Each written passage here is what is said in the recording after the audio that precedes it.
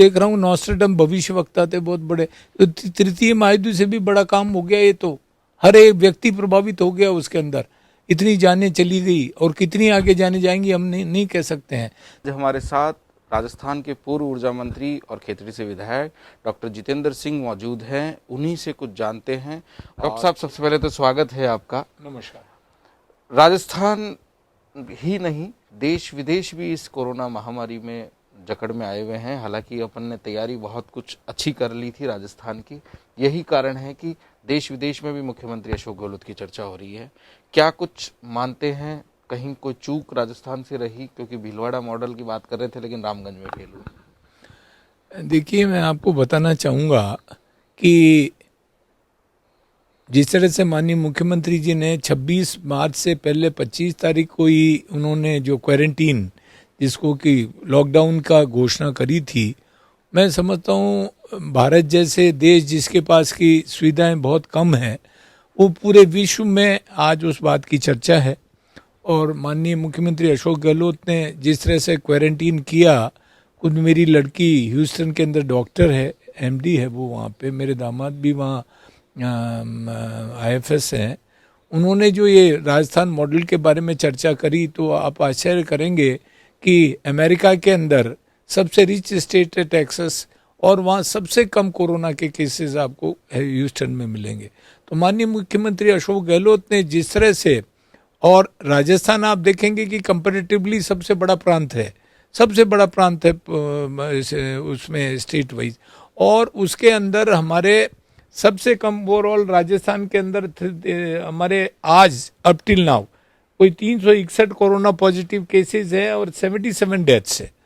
तो मैं समझता हूँ कंपैरेटिव वाइज, जहाँ की हमारे पूरे कंट्री में करीब 49,313 पेशेंट हैं और डेथ हैं 736, तो राजस्थान का कंपैरिजन देखें और वर्ल्ड का देखें तो वर्ल्ड के अंदर तो इस समय करीब 36 लाख पॉजिटिव केसेस हैं और डेथ हो गई ऑलमोस्ट 2.5 लाख। और डेवलप्ड कंट्रीज यूएसए और हमारे यूरोपियन कंट्रीज हैं, वो बुरी तरह से कोरोना से त्रस्त हैं। उन सब का कंपैरिजन देखते हुए भारत, और भारत में भी राजस्थान में जो माननीय अशोक गहलोत ने जिस तरह से क्वारंटीन सख्ती के साथ किया है, तो बधाई का पात्र है। एक बात सर, जो आंकड़ा है वो बहुत तेजी से राजस्थान का बढ़ रहा है। जैसे अगर सुबह सुबह की ही बात करूं मैं, तो सुबह जो 9 बजे की रिपोर्ट आई उसमें अकेले जयपुर से 22 आए। कल जो जोधपुर में थे वो भी 50 प्लस आ रहे थे। जांचों में तेजी हुई है या संख्या बढ़ रही है? नहीं, संख्या अब आप ये देखिए कि अभी 3rd फेज में चल रहा है कोरोना 3rd फेज में, और इसमें कम्युनिटी ट्रांसमिशन नहीं हुआ। मेरा तो स्वयं का लड़का डॉक्टर आशीष कुमार सिंह है, वो रेस्पिरेटरी मेडिसिन में एमडी है, और उसकी ड्यूटी लगी हुई है अभी, वो एसएमएस में ड्यूटी लगी हुई है आरयूएचएस में, जहाँ कोरोना वार्ड को देख रहा है। अच्छा, कोरोना पॉजिटिव के बीच में है? बीच में वो लगातार उसकी ड्यूटी वहाँ लग रही है। और राजस्थान तो जिस तरह से ट्रीटमेंट, लाइन ऑफ ट्रीटमेंट वो लोग दे रहे हैं, हाइड्रोक्सी क्लोरोक्विन दे रहे हैं वो लोग, एजिथ्रोमाइसिन दे रहे हैं, तो आप देखेंगे कि lowest number of death Rajasthan में है, उनका अपना है।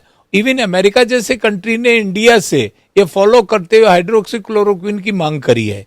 तो ये उनमें दो तरह के पेशेंट होते हैं, सिम्टोमेटिक, एसिम्टोमेटिक।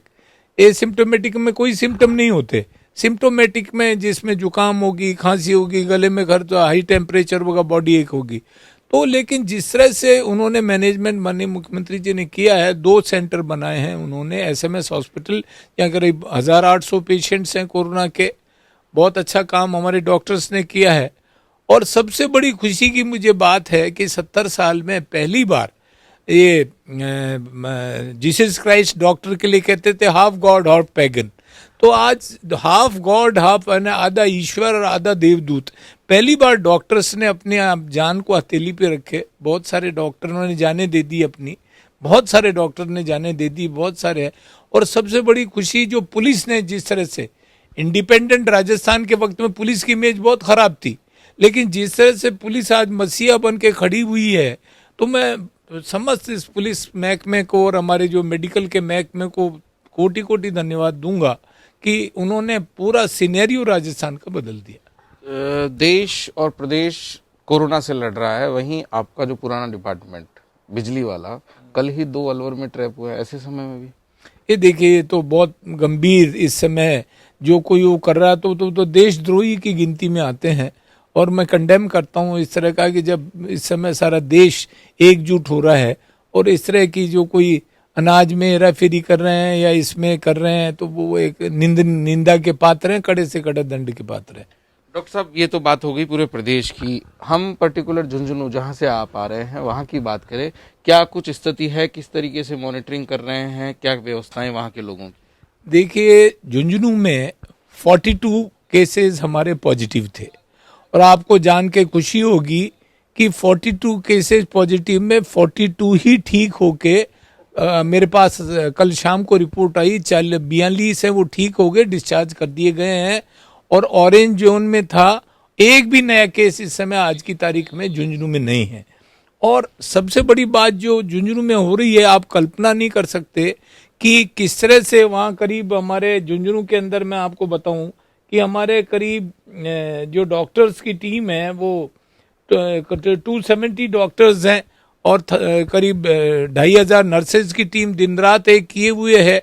और उसी का कारण मैं आपको बताऊं कि झुंझुनू में पूरे विधानसभा क्षेत्र में उन्होंने रेंट सबका हाउस टू हाउस सर्वे कर लिया पूरे विधानसभा क्षेत्र में। मेरे विधानसभा क्षेत्र खेतड़ी की बात बता रहा हूं, खेतड़ी के अंदर मेरे वहां पे पॉपुलेशन होगी 3.5 लाख। उन्होंने 3.5 लाख लोगों को दो बार उनका सर्वे कर लिया और थर्ड बार एग्रेसिव सर्वे कर रहे हैं दोबारा से।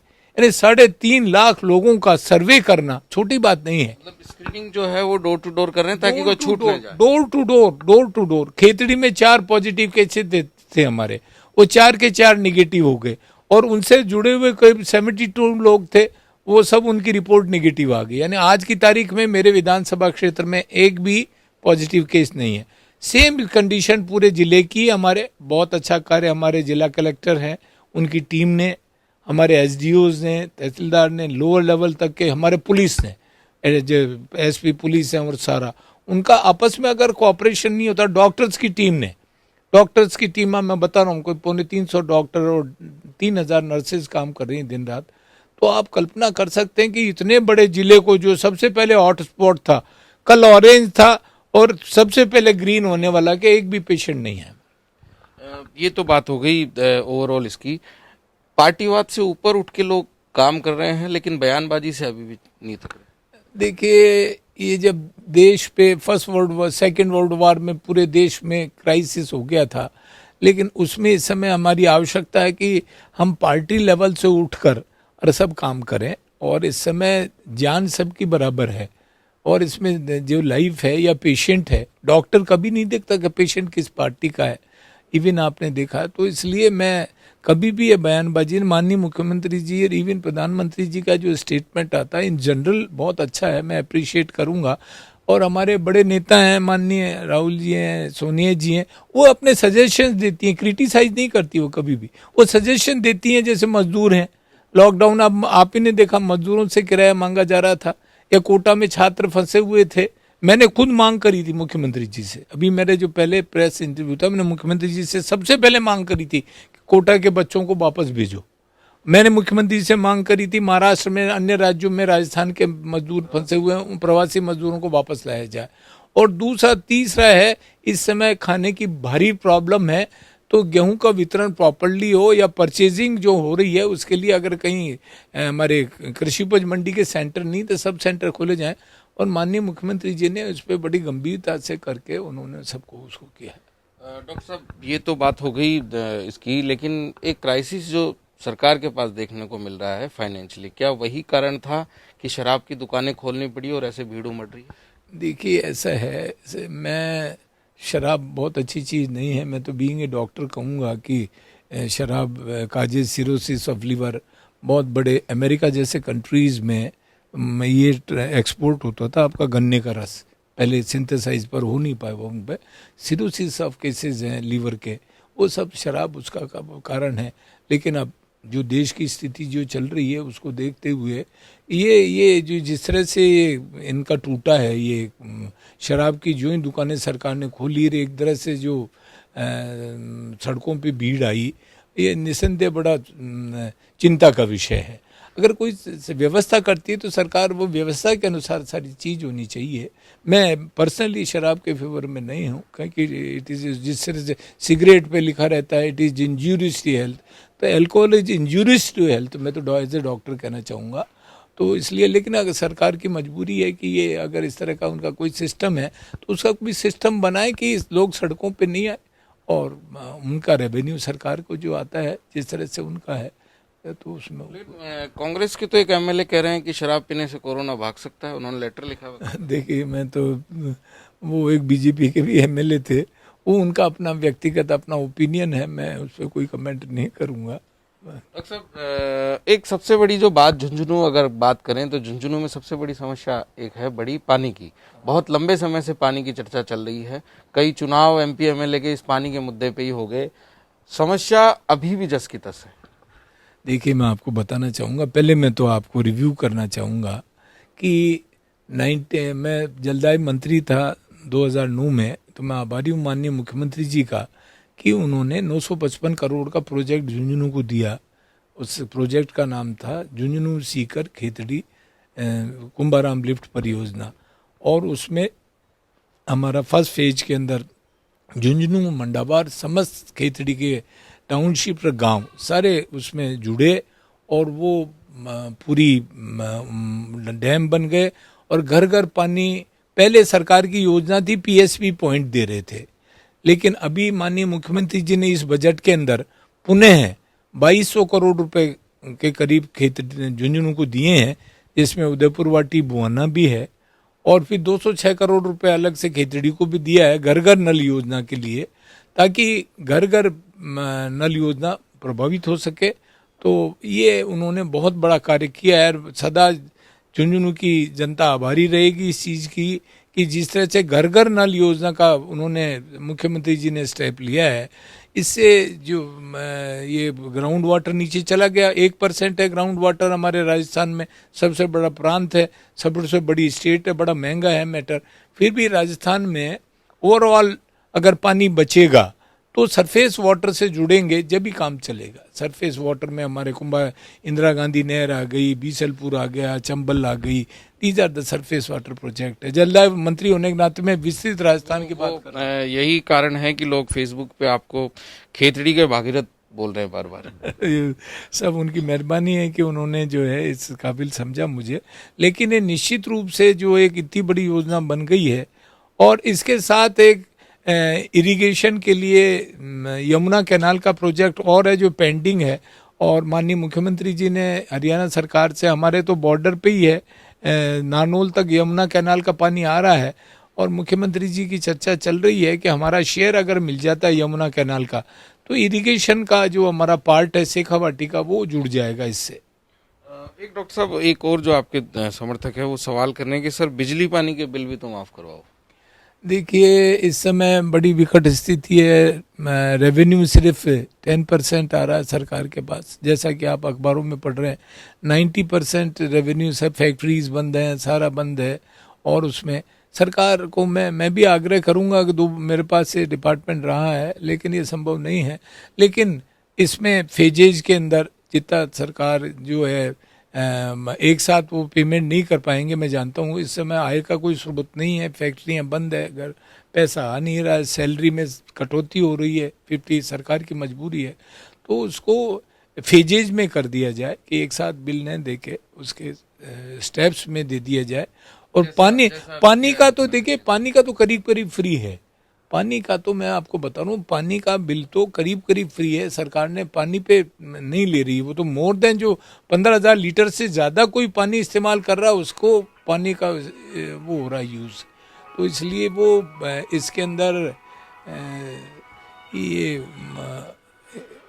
ये उसमें पानी का तो करीब करीब 15,000 लीटर तक फ्री है हमारा। डॉक्टर साहब, एक जो अभी हमने देखा जयपुर में भी विशेष करके 4 से 5 ऐसे लोगों की डेथ हुई जो इस कोरोना में अपनी तरफ से मदद कर रहे थे। उन लोगों के बीच में राशन सामग्री बांट रहे थे, चाहे सूखी हो या भोजन बनाकर, वो लोग इसकी चपेट में। मुख्यमंत्री जी ने देखिए, उन्होंने एक लिस्ट बना रखी है जो कोरोना वॉरियर्स हैं उनकी, कि 50 लाख के सबके बीमे हैं।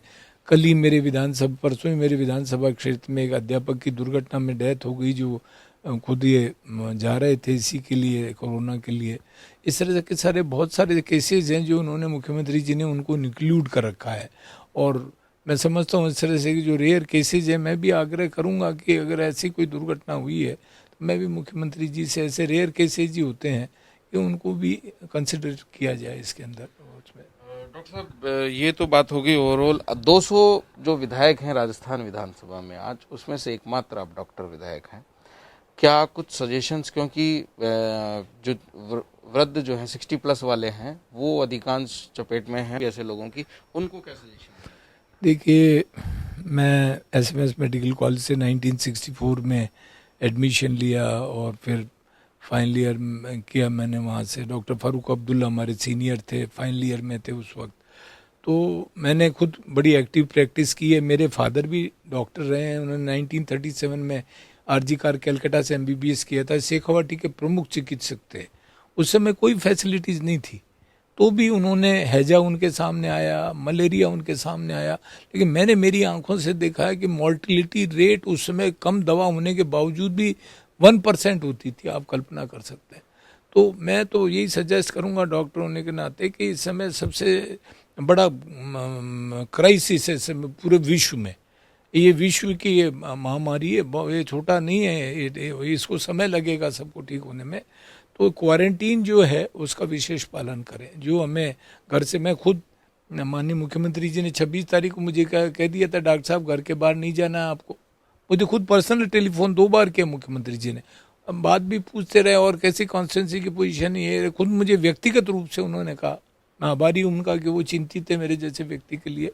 तो मैं मेरे सब साथियों को उनसे आग्रह है मेरा इनसे कि इसे डरे नहीं, बीमारी से डरे नहीं। इस बीमारी में 90% डेथ नहीं होती है, पता ही नहीं होता, अपने आप ही ठीक हो जाती है। कोरोना पॉजिटिव केस होंगे, मैं आप बताना चाहूंगा जनरल पब्लिक को, कोरोना पॉजिटिव केस तो 50% तो अपने आप ही ठीक हो जाते हैं, उनको पता ही नहीं लगता कब हुआ और कब चला गया। ये जो स्पेसिफिक केसेस हैं जिनमें इन्फेक्टिव हैं, इन्फेक्टिव होंगे तो हार्डली आप समझिए कि 10% होंगे जिनको आवश्यकता पड़ती है दवा की। और सिम्टोमेटिक ट्रीटमेंट हो, सिर दर्द हो, बुखार चढ़ा, पैरासीटामोल दे दी, सिर दर्द हुआ, खांसी बुखार हो गया, एजिथ्रोसिन दे दिया, उसको ज़्यादा रेस्पिरेटरी प्रॉब्लम, ऑक्सीजन दे दी। वेंटिलेटर तो सबसे लास्ट में आता है। मैं मुख्यमंत्री जी को बधाई दूंगा, खुद मेरे विधानसभा क्षेत्र में उन्होंने मुझे अलग से ट्रॉमा सेंटर दिया, अलग से उन्होंने एक पीएचसी दी, क्या आवश्यकता है। तो 10,000 नर्सेज की भर्ती करी, अभी मैंने लिख के दिया था पत्र उनको, अभी और 2000 बैच एक उनका 13 का और बैच नर्सेज का अटका हुआ है। तो उन्होंने, आप देखेंगे कि वो खुद कितने विजिलेंट हैं इसके लिए। और अनाज के लिए मैं आपको बताऊं, सिर्फ अनाज की जहां तक मैं स्थिति बताऊं, मेरे अपने विधानसभा क्षेत्र का मैं तो आपको एग्जांपल देता हूं खेतड़ी में, कि उन्होंने जो है इसमें 910 क्विंटल पर मंथ, मेरे पॉपुलेशन खेतड़ी तो बहुत छोटी सी, 910 क्विंटल पर मंथ मेरे विधानसभा म्यूनिसिपैलिटी में दे रहे हैं, जहाँ की आबादी टोटल राशन गेहूं फ्री, वो मुश्किल से मेरे 25,000 पॉपुलेशन होगी म्यूनिसिपैलिटी। रूरल एरिया जहाँ की करीब 3 लाख पॉपुलेशन है, वहाँ पे उन्होंने अभी जो है प्रति व्यक्ति 10 किलोग्राम दे रहे हैं वहाँ पे, और वो करीब 67% पॉपुलेशन को उन्होंने दे दिया है, और अभी फ्री। और अभी इसी महीने से 1 किलो दाल पर फैमिली और दे रहे हैं। तो इस समय लोगों को सबसे बड़ी अनाज की जरूरत है। और मैं तो मेरी तरफ से अपनी ओर से ये कहना चाहूँगा कि जिस तरह से इन्होंने मैनेजमेंट किया है, बाहर से मजदूर झुंझुनू के लिए मैं आपको बता दूँ 25,000 मजदूर हमारा एनलिस्टेड है, इसमें अकेला 7-8 हज़ार खेतड़ी का महाराष्ट्र में सब जगह काम कर रहे हैं। 41 क्वारंटीन उन्होंने चेक पोस्ट बना रखी है, आएंगे सबको एग्जामिन करेंगे ताकि वो नहीं आएंगे। अब अपने को सोचने की जरूरत है, गाँव की पॉपुलेशन 11% बढ़ गई है माइग्रेशन से, शहर 7% खाली हो गए। हम पहले खेती से दूर भाग के शहर की तरफ दौड़ रहे थे, अब शहर की तरफ दौड़ने से काम नहीं चलेगा। इंडस्ट्रीज में आप पैदा कर देंगे, डिमांड कहाँ से करेंगे आप? डिमांड नहीं है, अब पैदा तो कर देंगे आप, खरीदेगा कौन आपका सामान? डॉक्टर साहब, अब अगला सवाल मेरा यही है कि एक सबसे बड़ी बात जो लोगों के सामने आ रही है कि अब रोजगार की समस्याएं, क्योंकि अब ये चाहे 2 महीने चलेगी या 3 महीने ऐसी स्थिति रहेगी, रोजगार का क्या होगा? देखिए, मैं सबसे पहले तो मैं किसान भाइयों से, मजदूरों से आग्रह करना चाहूँगा कि हमारे जो पढ़े लिखे बच्चे भी खेती से दूर भाग रहे थे। आज अगर आपके पास आज 50 लाख क्विंटल गेहूं एक्सिस में हो रहा है इस बार हमारा प्रोडक्शन कंट्री में, 50 लाख क्विंटल ज़्यादा पैदावार हो रही है उस में। तो हमें दोबारा देखना होगा कि गाँव में जो हमारी ज़मीनें हैं जहाँ पानी कम है, तो कुछ पैदावार ऐसी हैं, ऐसे सीड्स हैं जिनकी की सब कम पानी के अंदर उनका प्रोडक्शन हो सके। हमें खेती के ऊपर विशेष ध्यान देना होगा। हमारा अनाज, मैंने तो खुद कहा है लोगों से, हमारे खरीद हो रही है चने की, सरसों की, मैंने कहा अब अपना जो गेहूं है आप अपना बचा के रखिए ताकि आपके खाने के काम आए जो बाजार है। तो ओवरऑल हमें एग्रीकल्चर को बड़ा डेवलप, एग्रीकल्चर को एज ए हमें तो इंडस्ट्री लेना पड़ेगा ताकि गाँव के अंदर जो अनाज है, आज जिएगा वो जिसके पास अपना अनाज है। हम आगे की करते हैं, नहीं जिसके पास खाने को रोटी है। आज देख रहे हैं मजदूरों का क्या हाल हो रहा है, भूखे पैसे भाग रहे हैं, लोग बांट रहे हैं, खाना बांट रहे हैं, कब तक बढ़े? लोग बस पलायन इस बात को लेकर करना चाह रहे हैं कि मैं मेरे घर पहुंच जाऊं, मुझे नहीं पता रास्ते में मैं इन्फेक्टेड होऊंगा कि नहीं होऊंगा। वो सब उसके, मैं तो यही कहना चाहूँगा कि इंडस्ट्री है, छोटी इंडस्ट्री की तरफ ध्यान देना पड़ेगा। बड़ी इंडस्ट्री के पीछे तो चलेगा, लेकिन एग्रीकल्चर की तरफ, और एग्रीकल्चर में जो कम पानी के प्रोडक्शन है उनकी तरफ बड़ी गंभीरता से सरकार को सोचना पड़ेगा। किसान को उनको और राहत देनी पड़ेगी ताकि वो कृषि की तरफ भागें, क्योंकि मूल उद्देश्य अब एग्रीकल्चर हो गया। चलेंगे किसानों को सब्सिडी की आवाज अब उठाएंगे? जरूर, बिल्कुल देनी चाहिए, क्योंकि आज अन्नदाता ही वो है।